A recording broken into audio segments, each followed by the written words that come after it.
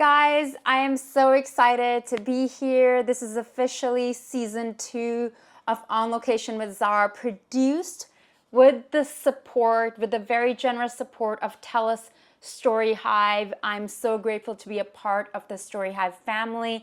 I'm your host, Zara Durrani. It's been my utmost pleasure and honor to bring amazing locals who have been inspiring us, who've been truly inspiring me, whose stories have been moving me.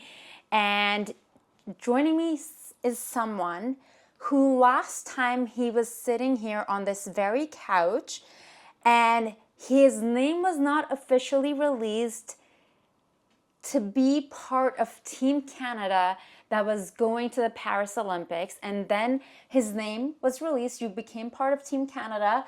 And I was off to Paris. And then we were like ships in the night, you know? And with Paris, it's a 9 hours of like time difference.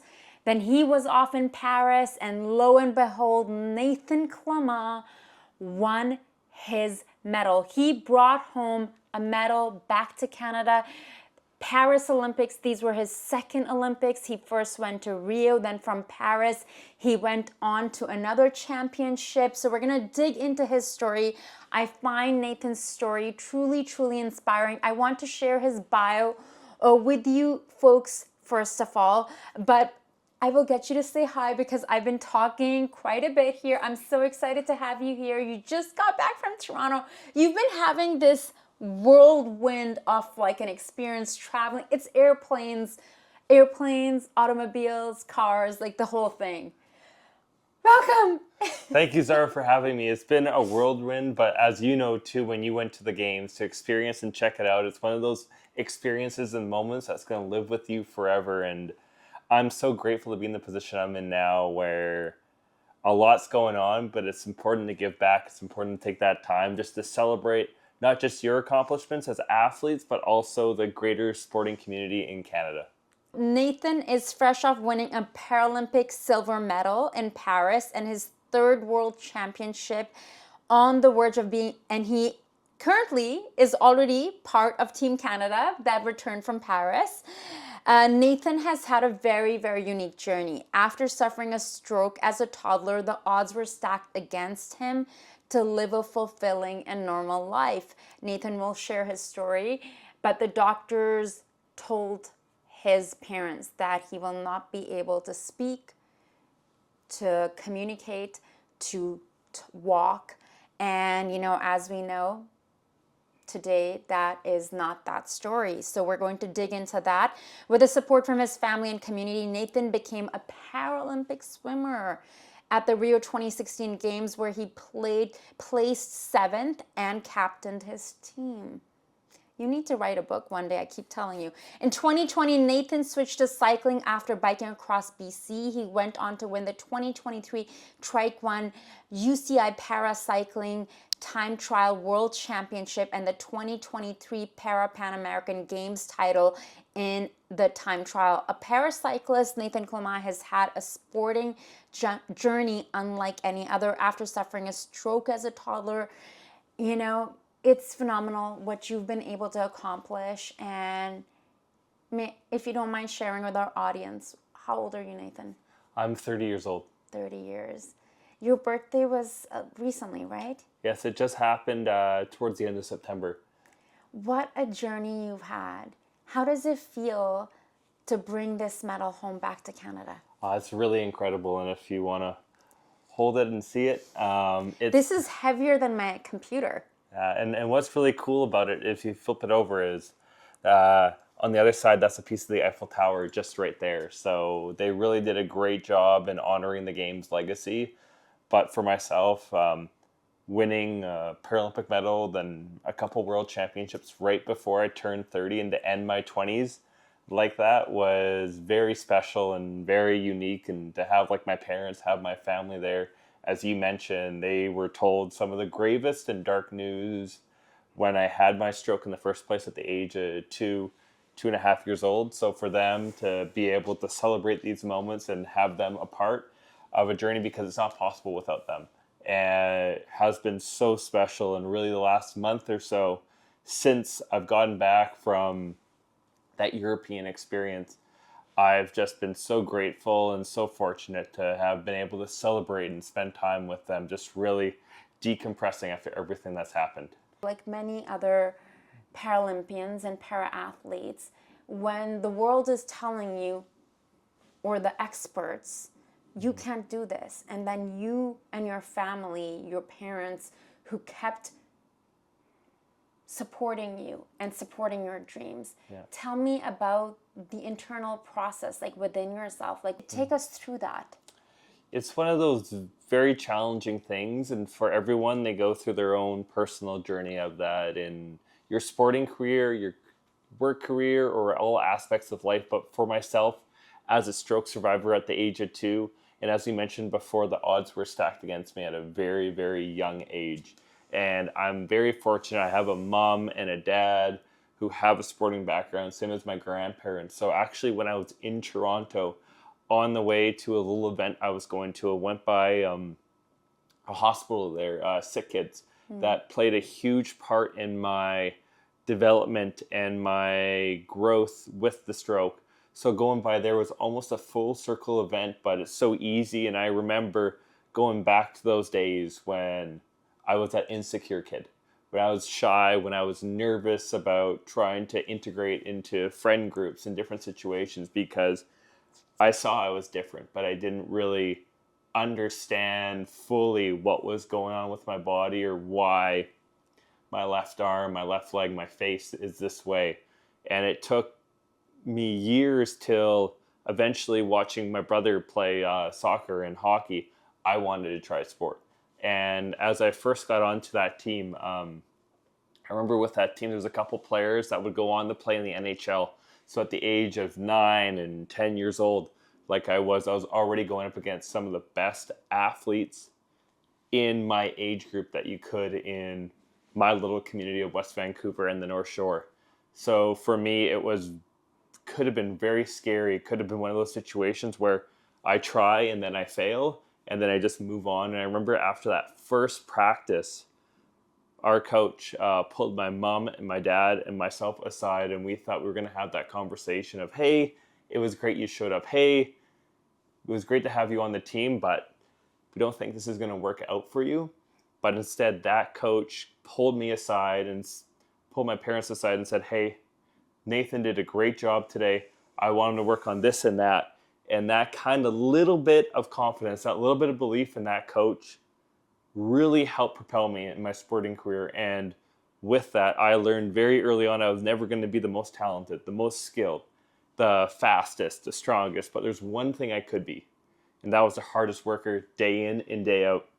And from that young age, I really realized, and with the support of family, with the support of people around me, they taught me that I can do pretty well anything I put my mind to, but it's going to take a lot of work. It's going to take a lot of no's, and you're going to have your failures, you're going to have your losses, but you just need to keep on trying. You need to have that tenacity.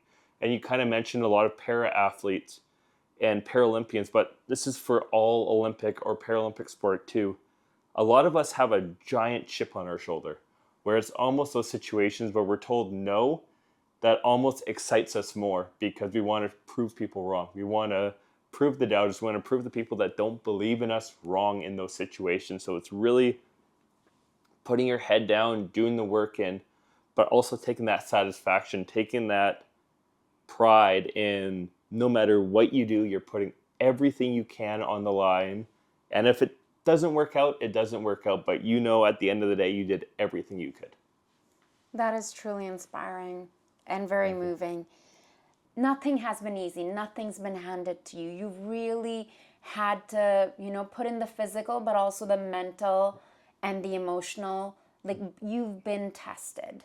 Yeah. And that's something that in my journey, but so many others too, where you're kind of battle hardened at such a young age that and you learn that it's going to be harder to quit than it is to keep on going.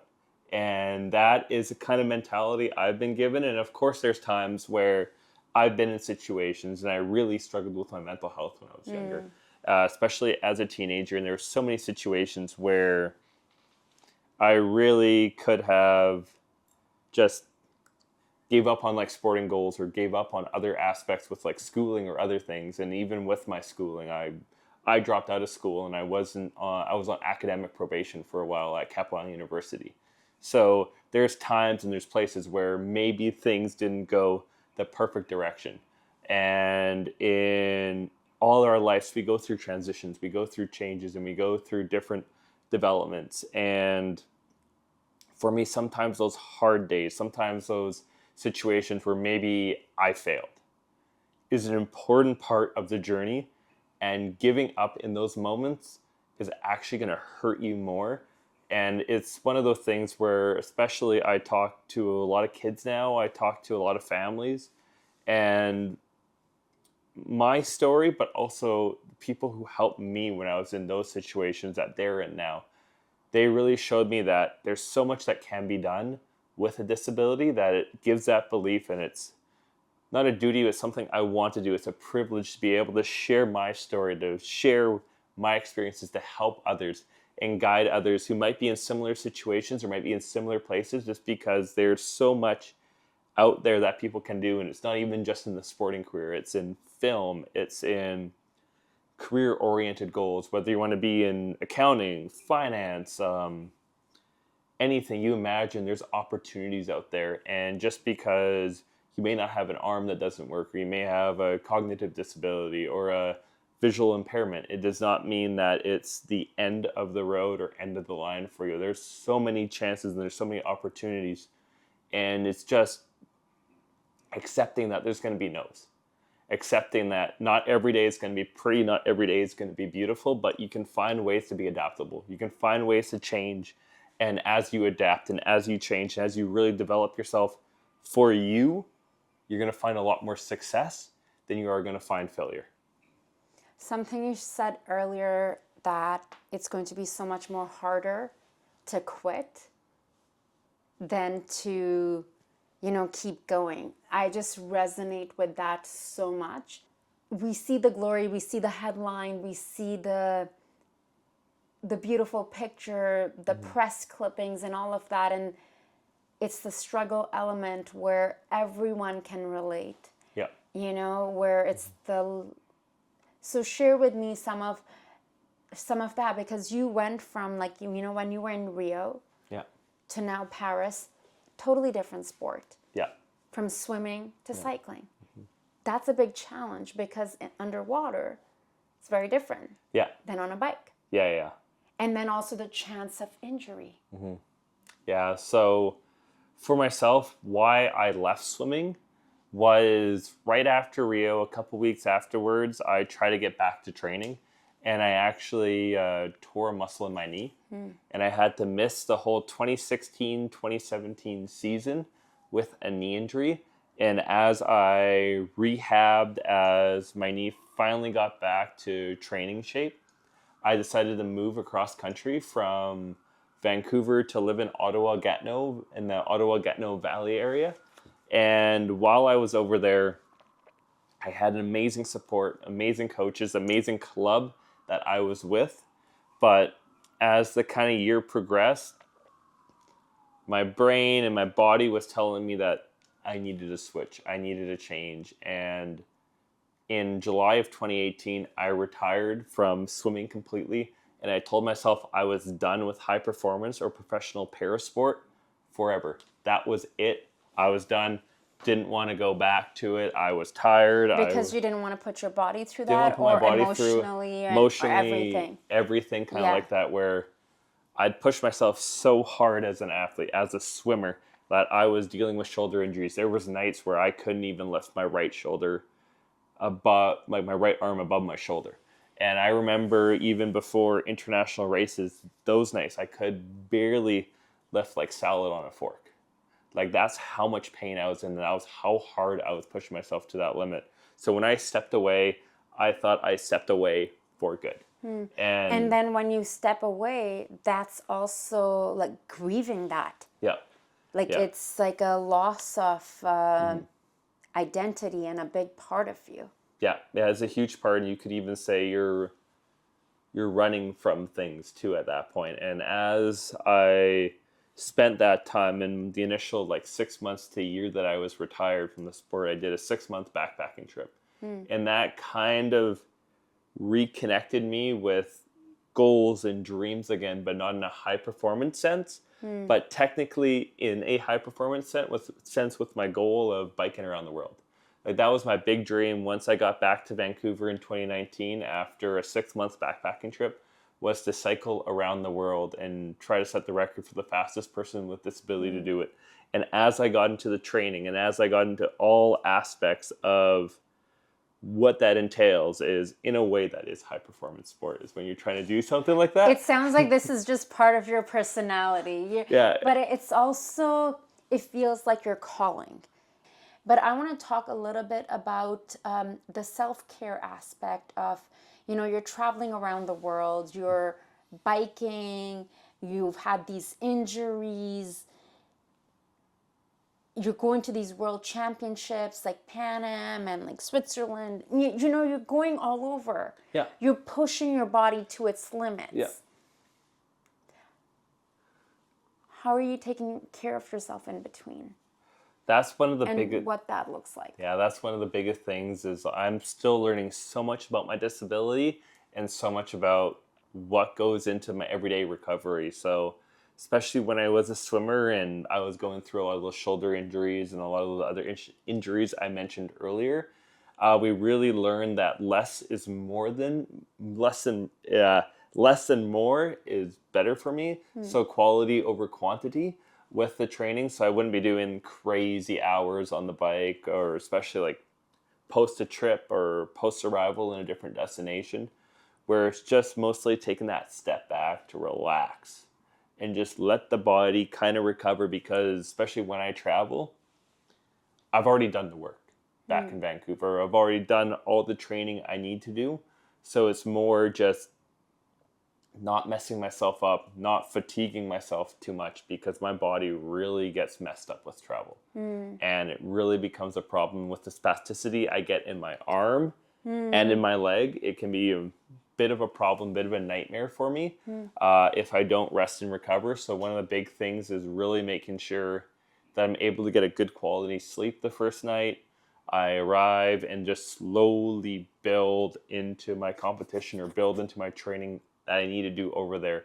So usually, and as my sport organization, Cycling Canada, has learned, I'm very eager about getting to a destination early because I know the effects of it on my body. So I'm really taking that time, get there a little early, acclimatize to the time zone, the weather, just the different environments there, because extreme weathers can really affect me too, which we can go into as well. But for myself, like when it comes to traveling, is usually being patient with the process, taking that time in the couple days leading into a race and not getting ahead of myself. But even back here in Vancouver, as I start this post-Paris and into LA journey, as LA is 4 years away. That is a long time to go. And it's very easy to get lost in how close it might feel, but also how far it is.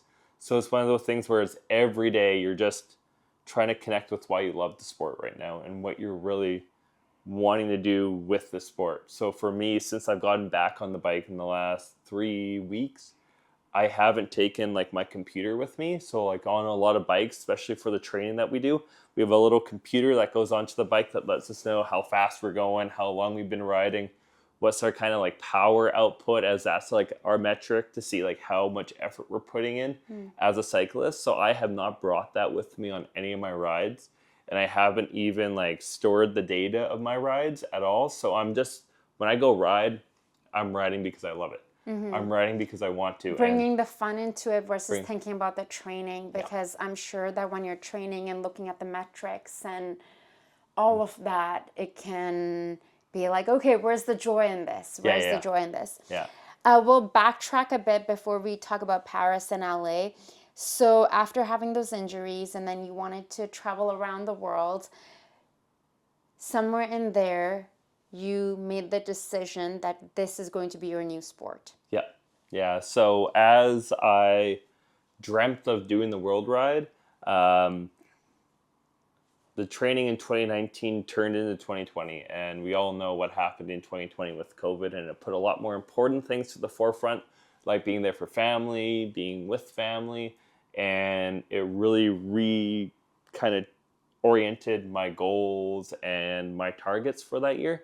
But fortunately, in the summer of 2020, the restrictions loosened a little bit in the province of BC, and at that time, my dad in the support vehicle took me out to Fernie, British Columbia, and I biked from Fernie to West Vancouver because I needed to see if I could handle 11 days on the bike, let alone a couple hundred like a world ride would entail. And I still remember the exact moment I was biking in the Okanagan, and I was going up a really steep hill just outside of Okanagan Falls on the side of the highway. And I just remember I was exhausted, I was tired. And as I reached the top of the hill, I just got that little bit of competitive fire, and that high performance athlete in me came out again. And at that point, I realized that, okay, I might want to race again. I might want to compete again. Only 2 years, not even 2 years after, I told myself I'm never doing high performance or professional para sport again. But with that mindset and with that target, I really had to talk to myself and sit back and be like, okay, if I'm doing this again, how do I balance? How do I take care of that mental health? And how do I take care of that self-care? Because that's something that I struggled with. And as we talked about with shoulder injuries and other aspects of my journey, there was a lot of hiccups I experienced along the way. So I talked to my parents, talked to my friends, and just really sat down and tried to come up with a plan where I would respect my body.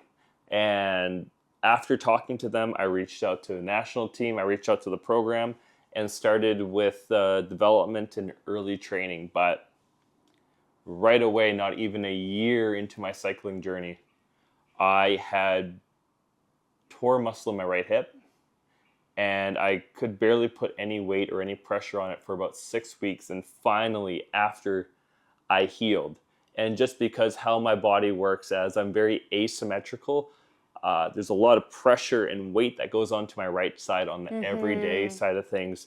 And when my right side isn't functioning, my left side has to take over. And because my left side's weaker, because I don't have that strength or that durability like my right side does, when my left side gets overburdened, when it gets overtired, it causes problems. So as I healed from my right hip injury, I tore muscle in my left hip, in my left ankle, sorry. And it took me months to fully get back on the bike. So within my first year, I had already missed 3-4 months of training just because of injuries. And it got to the point where I nearly retired because I had to relearn how to walk. I had to relearn how to have a proper walking gait, which is not something you want to do. Is not the treatment, not the training, because every step I took, I would get a spastic kind of jolt through my body that would cause my left leg to shoot up in the air. Wow. And that was every single step. So I could barely get anywhere with my ankle. And it was one of those moments that I really had to take that step back and ask myself, is this good for my health? And I'm very lucky I had my mom, I had my dad, I also had my coach and some friends and teammates who encouraged me just to keep going. It encouraged me just to find a way through this. And I'm so grateful, I'm so lucky I did, because a couple months later, I made my first national team.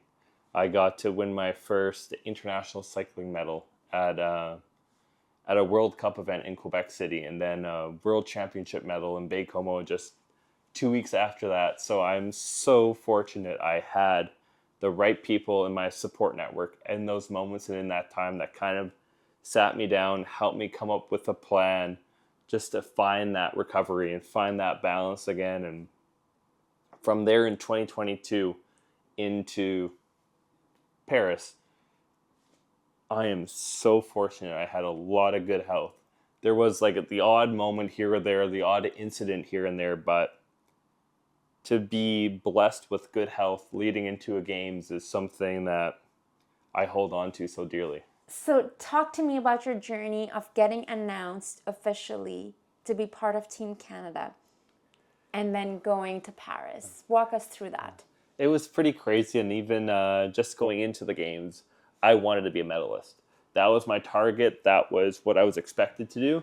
So going into there, I had a job. I had a mission in mind, but also I had that perspective and that realization that this is a once-in-a-lifetime opportunity for me. I found my way back to sport. I found my way back to a Paralympics, and just take it in, enjoy it, and just really appreciate this opportunity, because you never know if it's going to happen again. And as the days in July led into August and led into eventually September, and eventually that race day on September 4th, it was one of those things where it was just such a beautiful journey from, as we mentioned, the French consulate connected us. A couple days after I did the interview with you, there was the opening cauldron lighting for the Olympic Games, and getting to be down there at Jack Pool Plaza and have my mom and dad there and get to meet a bunch of other Olympians. And it was so special. And for my parents, knowing that we're about to do this again. We're about to go to another games and about to experience everything was kind of like one of those cool, like, little send-off moments of, all right, let's take this in, let's enjoy it, and let's be really appreciative. And really, from, as I said, July into August and eventually into September, it was a roller coaster. There was highs, but there was also lows. And one of the big things I told myself was, imagine if you were the 12-year-old or 15-year-old version of yourself right now. What would they say about being in this situation? How would they feel about being in this moment where you're going to a games with a shot at a medal, with a chance at living a dream, living something you dreamt of when you were 9 years old, when you were 10 years old, when you were 12, when you were 15 years old? They would be over the moon. So don't stress. Just enjoy it. Just appreciate it and take it in. And it was one of those things that definitely in the moments there were seconds and there were days where it's like, oh no, oh no, oh no. But I just kept trying to remind myself of that teenager, that kid me. I feel emotional for you. Sorry. Because I know that feeling Yeah. for myself, because we can be so in the moment and like forget how far we've come. Yeah. Right? Yeah. Like, That internal battle of, can I do this? What's going to happen? Is the world going to come crashing down? But when you actually get to the moment, there's that calm in that storm, and you're able to find and figure out what matters most. Like in my race, I've openly said it, that was the toughest, the most demanding race I've done. And even leading into the games, just the challenges I had to go through and just the battles and mountains I had to climb. In one way, and I tried to ignore the thought process in the moment, but I really realized that everything I went through was almost like that final challenge. It was that final obstacle I had to get over to reach a dream, to reach a goal, to reach that internal joy and happiness I dreamt of. And that feeling when you're 9, 10, 12 years old and you imagine and you picture yourself actually being in that moment, getting presented with the medal, getting presented with the trophy. You think it's just something of like raw joy and raw happiness, which it is. But even in those little celebrations I had as a kid, it could not compare to that moment of actually hugging my mom, hugging my dad, and getting that medal on the podium, and just having it beside me when I went to sleep that night. That was something that is the greatest feeling of my life. But in the process, and as we've talked about, that storm before felt like something you had to endure. It's something you had to go through to find a direction that you want in life, or reach a dream, reach a goal. And the fact that you passed that final test set you up for just eternal joy and eternal happiness. Wise words. Wise words. So moving. Like, truly, like, I just feel like it's so remarkable to, to just witness this. Like, the fact, and I was just rooting for you and praying for you. I remember waking up that day and seeing, like, just, the emotions and everything, and like seeing your picture on social media. I just was like, yes. And I literally was like, he's going to place. Like, this is going to happen.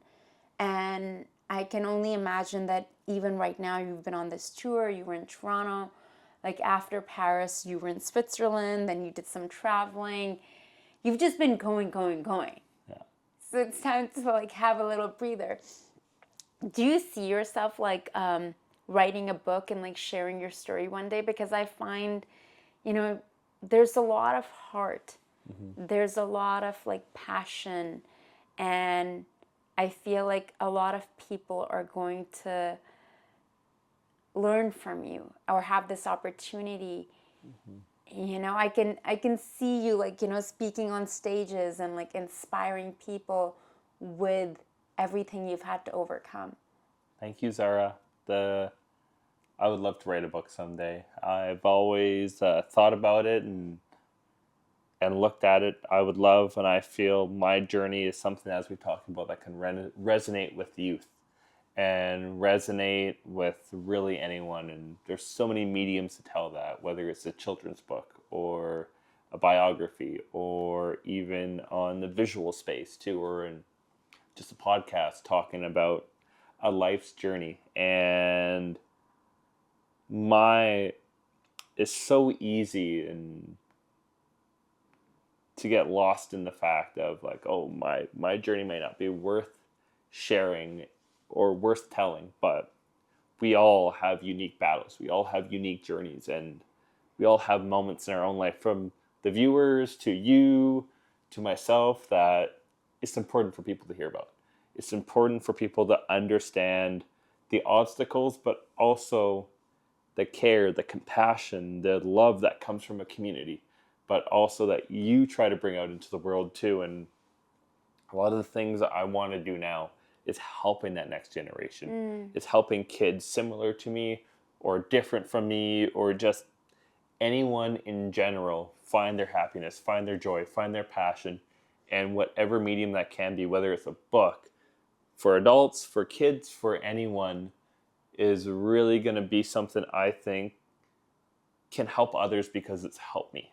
Just because I reached the childhood dream, I reached the childhood goal, and my life dream, my life goal, does not mean everything's over. I have work to do. I have things I want to accomplish on the bike as an athlete, but also in aspects outside of the bike too.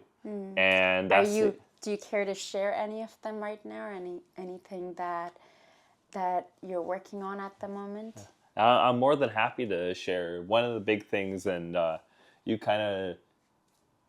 know for you too, is now that you're in the sporting world, I want to cover Olympics. I want to cover Paralympics as well. I still have that athletic dream. Yeah. So prioritizing the Winter Games right now and focusing on hopefully being an athlete in the summer is kind of my priority. But outside of that, I really want to get into sport governance and sport development, really helping make parasport more affordable, making equipment more adaptable, and bringing that out into more communities. So right now, really trying to work with different partners, work with brands, and even work with teams in getting me, one, more race opportunities for myself, more competition opportunities, but also in doing that, really working on the grassroots, really working on the visibility, really working on the representation, because it's one of those things where I have lofty dreams, I have lofty goals of teams I want to be with, hopefully,